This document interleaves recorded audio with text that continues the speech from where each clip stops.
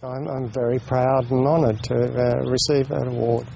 And tell me about where it began, where your work with Wi-Fi began.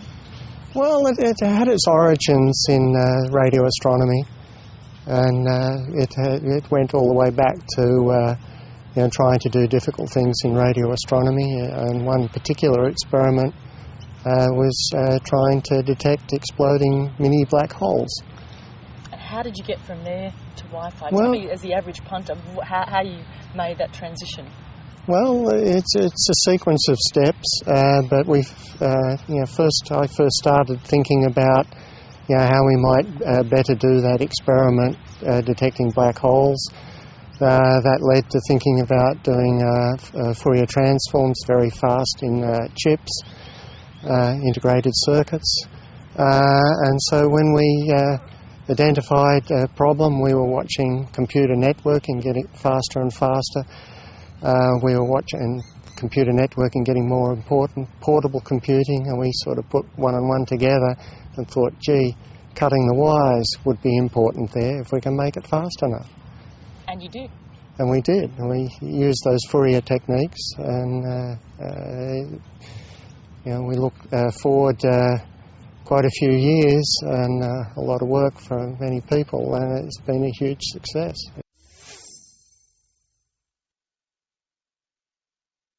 I like to do the things that are difficult. I like the challenges.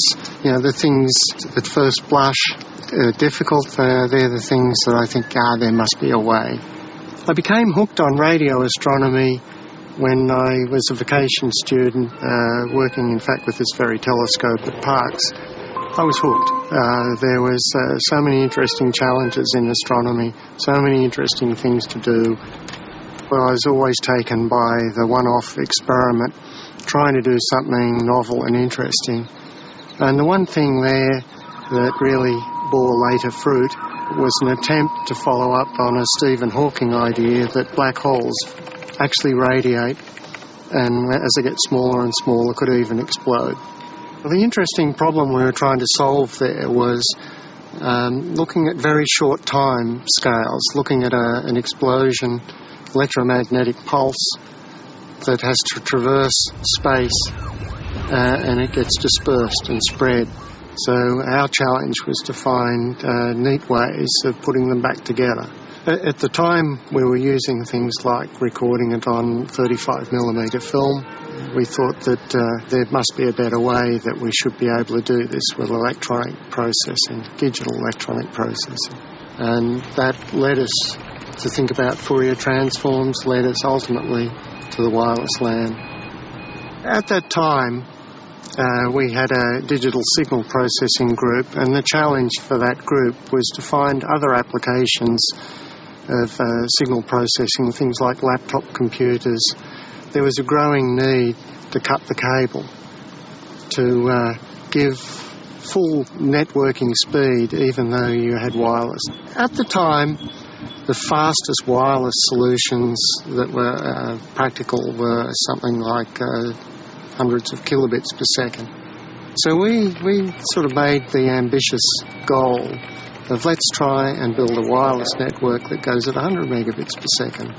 We realised very quickly that reverberation or radio echoes were the problem. And we realised also that one of the ways of addressing that problem was to use the Fourier transform, the same techniques that we've been thinking about for radio astronomy problems.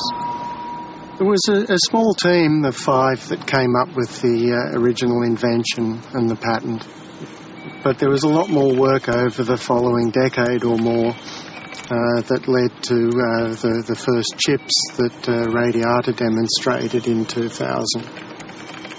To have made one of the major inventions, it certainly fills you with pride.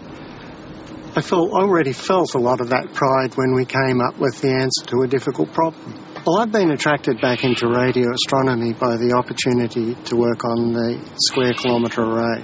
The Square Kilometre Array is the next generation radio telescope that is much more sensitive and looks at a bigger area of sky than ever before.